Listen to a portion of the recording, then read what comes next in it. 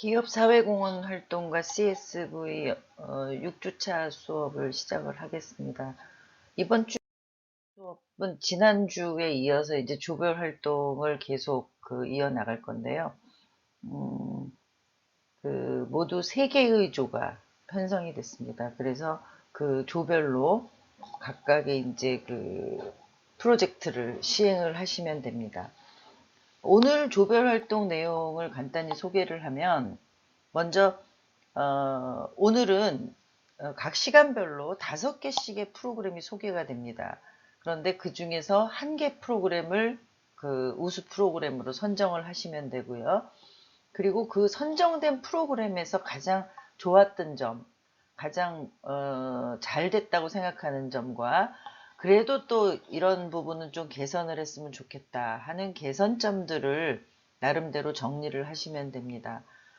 제출하는 양식은 이제 팀별로, 조별로 자유롭게 하시면 되는데, 이제 1개 프로그램의 장점과 개선점을 A4 용지 1장에 정리를 해서 제출을 하시면 됩니다. 팀별 활동 메뉴 게시판에 홈페이지에 메뉴가 있죠. 사이버 캠퍼스에 거기에다 제출을 하시면 되고요.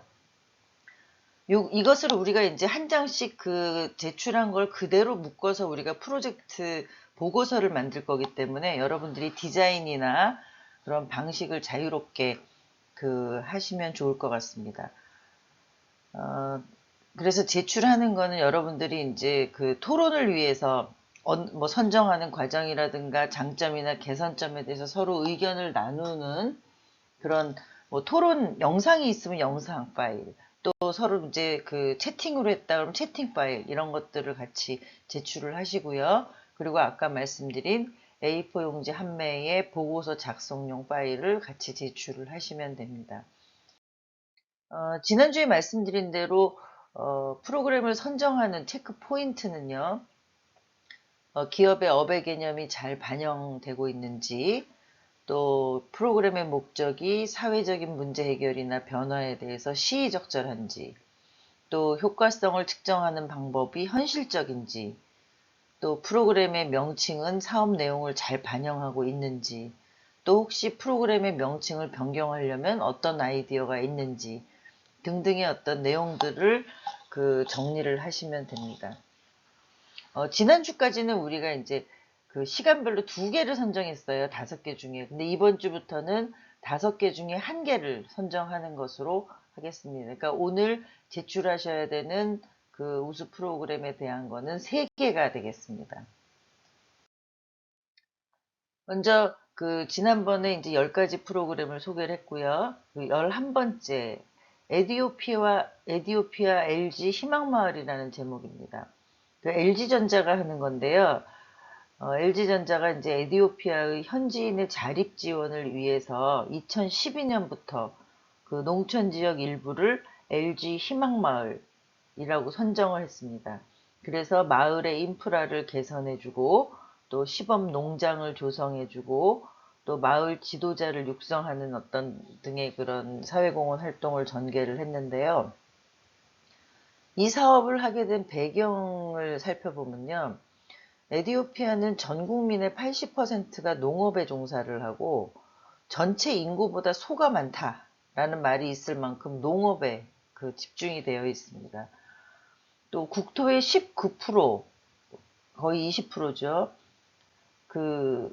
20% 정도만 경작지로 이용이 돼서, 국토가 넓은데 농업이 주임에도 불구하고 20%만 경작지로 이용이 되고 있어서 식량 자급률이 10% 안팎이어가지고 식량 부족난을 겪고 있다는 것입니다. 그래서 LG전자가 이제 1950년대 한국 전쟁의 참전국인 에디오피아 주민들의 자립을 지원하고 저소득층의 기반 조성을 위해서 희망마을 사업을 전개하기 시작했습니다. 사업 내용을 살펴보면요. LG 희망마을은 2012년부터 시작이 된 사업인데요.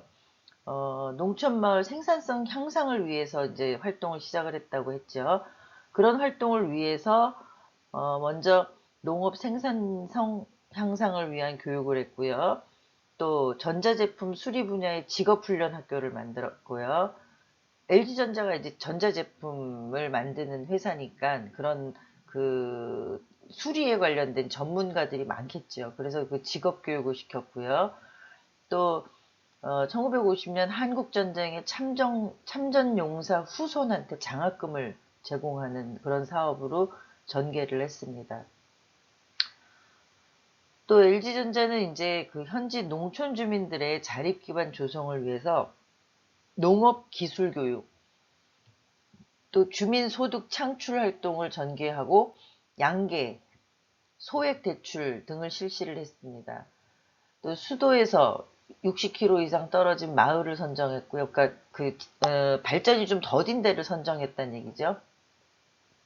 2년 동안의 그 집중적인 사업을 벌여가지고 마을 시내하고 연결되는 도로도 만들고 또 우물을 조성하고 식수가 공급될 수 있도록 우물을 조성하는 그런 등의 사업을 했습니다.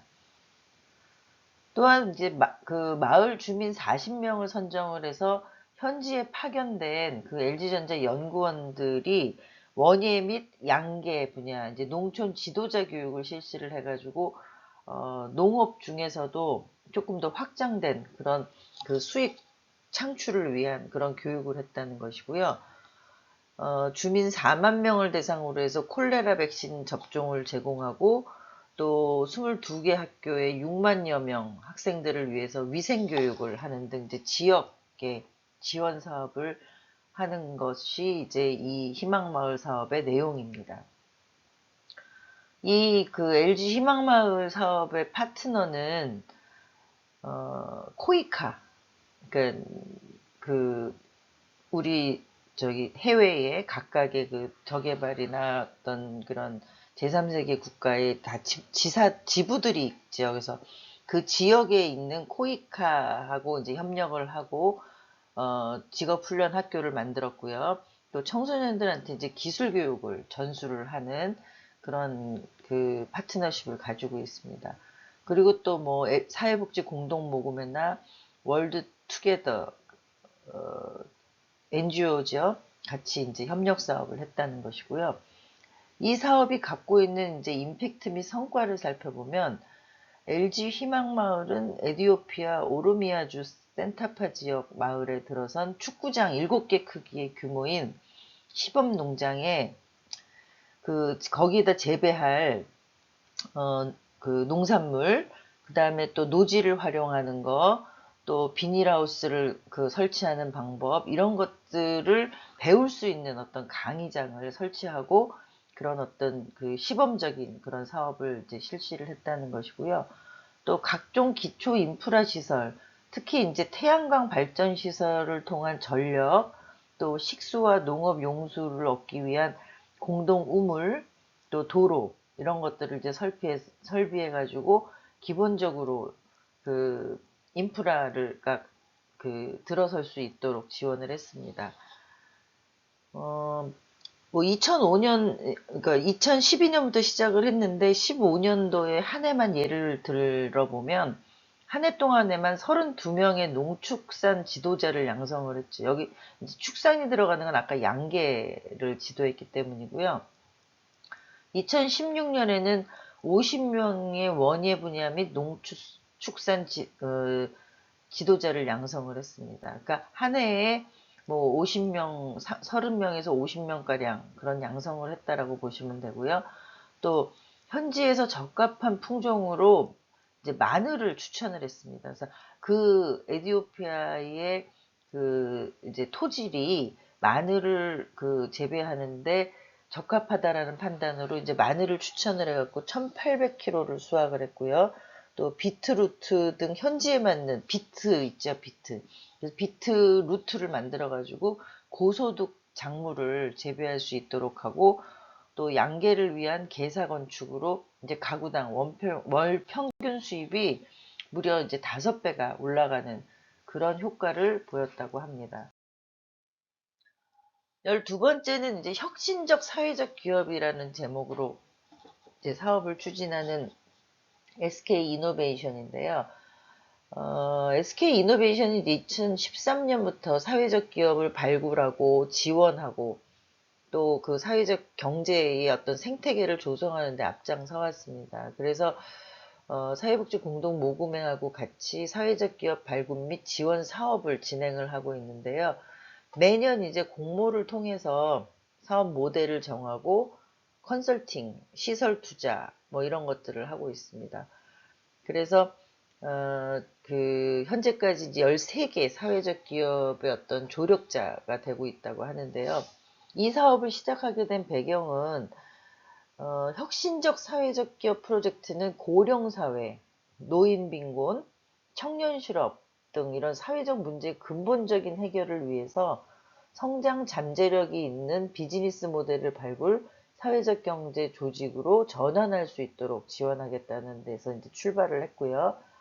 특히 이제 노인, 장애인, 다문화, 경력단절 여성, 북한 이탈 주민 등 이제 취약계층을 대상으로 안정적인 일자리를 제공하고 스스로 자립할 수 있도록 하는 것이 이제 1차 목표고요.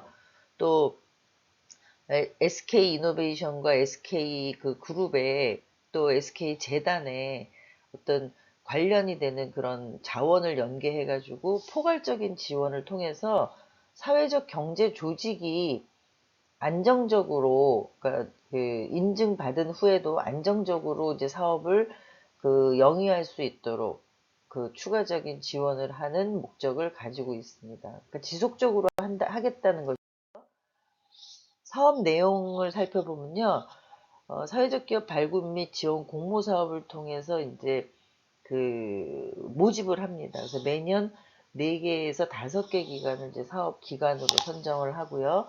선정된 기관에 대해서는 이제 최대 1억 5천만 원의 사업 자금과 회계, 노무, 홍보, 마케팅 전문가를 통한 이제 컨설팅 또 우리가 이제 프로보노라고 배웠잖아요. 그래서 그 프로보노 식으로 이제 임직원들을 자원봉사하는 것이죠. 그 다음에 그런 기간을 2년 정도 우선적으로 지원을 합니다.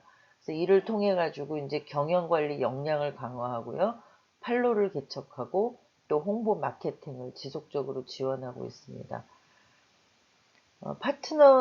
파트너십은 이제 사회복지 공동모금회하고 노인 일자리 사업 전담기구인 한국 시니어 클럽 협회를 이제 파트너 조직, 중간 지원 조직으로 이제 같이 협업을 하고 있습니다. 그 성과를 간단하게 살펴보면요. 총 13개 사업이 이제 진행이 2년 이상씩 지원을 하니까 이제 계속 연동이 되겠죠. 그래서 13개의 사업이 진행이 되고요. 또 10개 기관이 이제 그 중에서 사회적 경제 조직으로 인증을 받아서 전환이 됐습니다. 그리고 노인, 장애인, 다문화, 경력단절 여성 등의 취약계층 260명이 정규직 일자리를 창출하는 효과를 가졌고요. 또 기존에 이제 보건복지부 노인 일자리 사업 평균 급여 20만 원을 받던 어르신들이 이 사업을 통해서 200만 원까지 10배가 상승하는 성과를 올렸다고 합니다. 또 이제 이 사업의 특성에 따라서 또 민관 협력 사례도 있고요. 또 환경 문제에 접근하는 어떤 그런 기업도 있고요. 또 사회적 경제 및 지역 경제의 생태계를 활성화시켰다라는 그런 의미도 가지고 있습니다. 13번째는 희망가게입니다. 희망가게는 세상의 많은 여성들이 어려운 환경에서도 자식들의 희망이 될 수 있도록 해달라는 아모레퍼시픽 창업자의 유지로부터 시작이 됐다고 합니다. 그래서 아름다운 재단과의 파트너십으로 15년째 운영이 되고 이제 300호점을 넘어서고 있는데요. 저소득 한부모 여성 가장이 창업을 통해 자립할 수 있도록 4천만 원까지 보증 없이 신용대출을 마이크로 크레딧으로 지원하고 상환금은 창업을 준비하는 또 다른 한부모 여성 가정의 창업 자금으로 돌아갈 수 있도록 하는 선순환적인 구조를 가지고 있습니다.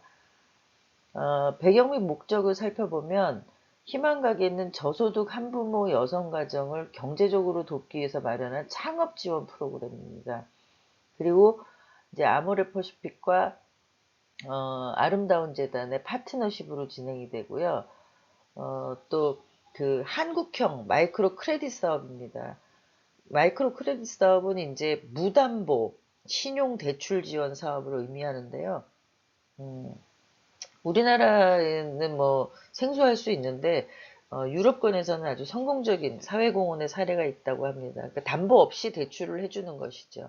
물론 이제 그 이자율도 굉장히 낮고요. 없거나 그 저이자, 저금리 이자죠. 그러니까 또 희망가게는 저소득 한부모 여성가정이 창업을 통해 자립할 수 있도록 이제 4천만 원씩 지원을 한다고 그랬고, 4천만 원까지 지원한다고 했었고요. 이제 보증, 아까 무담보라 그러니까 보증이 없는 것이죠. 그리고 상환금은 희망의 씨앗 자금이라는 걸로 이제 기금을 조성을 해서 또 다른 창업을 준비하는 한부모 여성 가장에게 이제 지원을 하는 그런 구조를 갖추고 있다고 했습니다. 희망가게는 사업 내용으로 보면 음식점, 미용실, 꽃집, 매점, 세차장, 그러니까 다양한 분야의 한부모 여성 가정의 그 창업 자금뿐만 아니라 컨설팅을 지원해갖고 실질적으로 자립을 할 수 있도록 지원하는 건데요. 아까 지원금이 이제 4천만 원까지라 그랬으니까 사실은 뭐 대규모의 어떤 그런 그 사업을 하기보다는 한부모 여성 가정이 이제 자영업으로 시작할 수 있는 그런 아이템들이 주로 이제 되고 있겠죠. 그리고 창업주는 희망가게 창업 준비 초기부터 전문 컨설턴트를 통해서 심리 상담, 재무 상담, 교육, 그 다음에 공공주택 컨설팅, 법률 자문, 뭐 창업기술 교육 등을 받는다는 것입니다. 여기서 이제 공공주택 컨설팅은 우리가 이제 공공임대아파트라든가 이런 그 뭐 분양, 그러니까 LH의 어떤 분양에 대한 어떤 그 계획이라든가 뭐 이런 입주 조건 이런 것들이 나오잖아요. 그러니까 그런 것들에 대한 정보를 수시로 이제 한부모 여성 가족들에게 가장들에게 알려줘서 그 내 집 마련을 할 수 있는 길을 알려준다는 것이고요. 아름다운 재단에서는 창업 이후에도 개인 기술 교육비를 지원하고요. 또 경영교육 프로그램도 하는 희망 경영학교도 이제 운영을 하고 있습니다. 파트너십은 그 아까 말씀드린 대로 이제 그 아모레퍼시픽의 창업자가 그 유언을 남긴 거죠. 그래서 그 유지를 받들어서 그 유산을 공익재단인 아름다운 재단에 이제 기금으로 아름다운 세상 기금이라는 명칭으로 조성을 해서 희망가게 그런 사업을 진행을 하고 있습니다. 성과를 보면 2004년도에 1호점을 개점한 이후에요. 2011년에 100호점, 2013년도에 200호점, 그 다음에 2016년도에 300호점 돌파를 했습니다. 그리고 자녀를 포함해서 가족 구성원 843명이 자립을 했고요. 그 86%가 창업주가 86%가 이제 사업을 지속했다는 것이죠. 그러니까 폐업을 하지 않았다는 것입니다. 상환율은 매년 한 80% 선, 그러니까 100%는 안 되죠. 그러니까 80% 선으로 마이크로 크레딧의 상환율로는 그 상당히 그 높은 어떤 비율이라고 할 수 있습니다. 또 희망가게 창업주들의 평균 소득은 창업 전에는 164만 원이었는데요. 창업 후에는 282만 원으로 약 1.7배가 증가를 했죠. 이런 성과를 14번째는 교통사고 유자녀 지원인데요. 삼성화재가 1993년부터 한 사업입니다. 교통사고를 당해서 부모가 생활에 어려움을 겪고 있는 초, 중, 고등학교 유자녀를 지원하는 사업입니다. 삼성화재 그 손해보험업의 본질에 맞는 사회공헌 프로그램이죠. 그리고 93년부터 시작했다는 건 굉장히 오래 했다는 것입니다. 교통사고로 인해 가족 및 경제적 손실이라는 이중 고충을 겪고 있는 교통사고 유자녀 가족에 대해서 경제적, 정서적 지원을 하려는 취지에서 이제 사업이 기획이 됐습니다. 사업 내용을 살펴보면 초, 중고등학교에 재학 중인 유자녀를 선정하고요. 또 매월 장학금 식으로 이제 학비를 지원하는 형태고요. 상급 학교 지원할 때는 이제 교복, 또 생일 선물, 대학 등록금 등의 어떤 그 경제적인 어떤 그런 지원을 하고 있습니다. 그리고 삼성화재 임직원하고 1대1로 북 멘토링을 실시해가지고 정서적인 지원도 같이 하고 있고요. 또 임직원하고 함께 2박 3일 정도의 문화체험 활동의 기회도 제공을 하고 있습니다. 한 해에 약 60명 정도의 교통사고 유자녀를 선정을 하고요. 매월 장학금하고 교육비를 지원하고 있습니다. 파트너십은 2012년까지는 어린이 교통안전협회하고 했었는데요. 2012년 3월부터는 아이들과 미래재단, 그러니까 어린이 교통안전협회는 비영리 조직이라기보다는 어떤 사단법인 형태잖아요. 그래서 우리는 이제 비영리 조직인 또 그 사회복지 조직에 걸맞는 어떤 사업을 수행할 수 있는 아이들과 미래 재단하고 파트너를 변경했다고 합니다. 이 사업에 대한 뭐 성과는 23년간 420명, 연인원은 1975년 5명. 여기서는 연인원은 이제 1년 동안에 지원받는 게 아니라 2년 동안 지원받을 수, 3년 동안 지원받을 수 있다는 것이죠. 그러니까 그 아까 얘기한 대로 뭐 상급학교 진학을 했다거나 대학 등록금을 받았다 이런 것까지 다 포함해서 연인원으로 산출을 한 거고요. 또 그 중에서 이제 98명의 유자녀는 대학에도 진학을 했다고 합니다. 15번째는 이제 꿈과 희망의 공부방 사업인데요. GS건설이 하는 건데, GS건설은 이제 그, 건축에 관련된 업을 하고 있는 회사죠. 그런데, 이런 저소득층 가정 아이들이 교육 환경을 먼저 즐겁게 공부할 수 있도록 바꿔주고 싶다라는 데서 이제 시작을 했습니다. 그래서 어린이들의 방을 깨끗하게 꾸미는 것에서 시작을 했고요.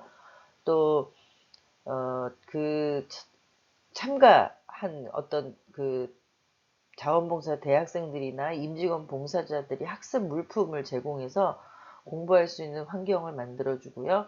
또 멘토링 활동을 통해서 학습이 더 잘 이루어질 수 있도록 지원하는 그런 사업으로 진행이 됩니다. 배경 및 목적을 살펴보면 학습 의욕은 높지만 불우한 가정 환경 등에서 이제 그 학업 환경이 열악한 어떤 그런 사회 소외계층들의 아동들이 마음껏 공부할 수 있도록 그런 그 환경을 조성하자라는 데서 이제 출발을 했고요. 2011년도에 시작을 했습니다. 그래서 저소득층 가정의 아동들의 그 공부방을 그 GS건설 임직원들이 직접 꾸며주고 지원하는 사업. 그러니까 GS건설 임직원들의 자원봉사와 또 모금, 그 기부가 같이 이제 참여하는, 봉사에 참여하는 그런 형태의 사업이 되겠습니다. 그 공부방 사업에 투입되는 재원은 GS건설 임직원들이 매달 월급에서 일정 액수를 이제 수리 비용으로 기부를 하고요. 또 회사가 1대1로 그 직원들의 기부금만큼 매칭을 해서 기금을 이제 만든 돈으로 그 공부방 사업을 진행을 하는데 공부방의 도배, 창호, 조명 뭐 이런 기본적인 거를 이제 개선을 해주고요. 또 책상, 의자, 침대, 옷장, 또 PC 이런 어떤 학습 그 도구 뭐 이런 물품 이런 것까지도 지원을 합니다. 공부방 지원 학생 중에 4년제 대학에 입학 학생한테는 장학금 300만 원을 주고요. 2년제 입학 학생한테는 200만 원을 지원을 하는데 어, 매년 이제 한 40여 명의 아동들이 공부방 사업의 혜택을 받고 있다고 합니다.